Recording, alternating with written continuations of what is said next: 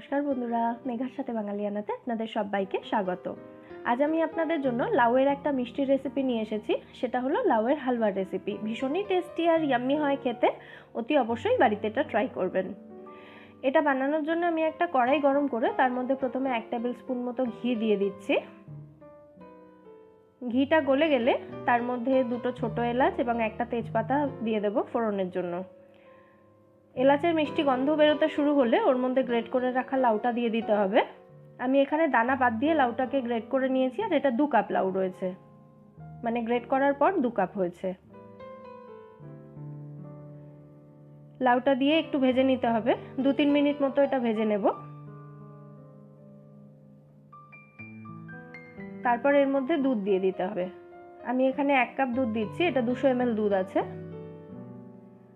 এবার এটাকে ঢাকা দিয়ে একদম লো ফ্লেমে লাউটা সিদ্ধ হওয়া পর্যন্ত কুক করতে হবে। 10 মিনিট মতো রাখলেই এটা হয়ে যাবে।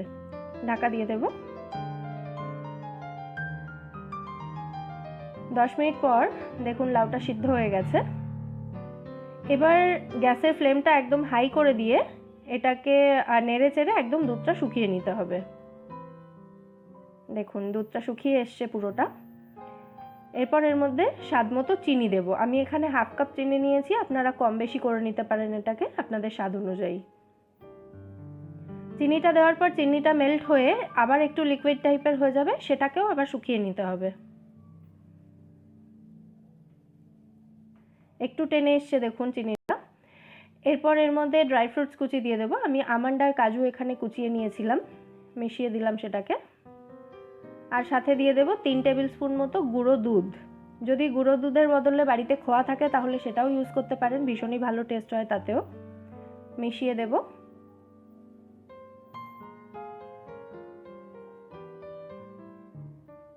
মিষ্টিটা ব্যালেন্স করার জন্য জাস্ট 1 পিঞ্চ মতো নুন দিলাম, এতে টেস্টটা ভীষণ ভালো হয়।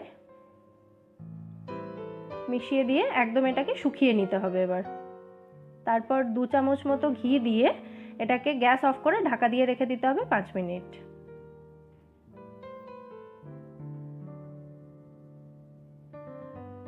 5 মিনিট পর পুরো ঘিয়ের স্মেলটা লাউয়ের মধ্যে চলে আসলে এটাকে একটু নেড়ে চেড়ে দিতে হবে। তারপর এটাকে সার্ভ করে নিতে হবে।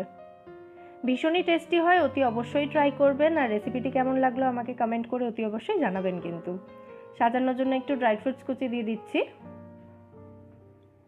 আমার এই লাউয়ের হালুয়ার রেসিপিটি ভালো লাগলে এটাকে লাইক করবেন, শেয়ার করবেন এবং আমার চ্যানেল মেঘার সাথে বাঙালিয়ানাকে সাবস্ক্রাইব করে নেবেন।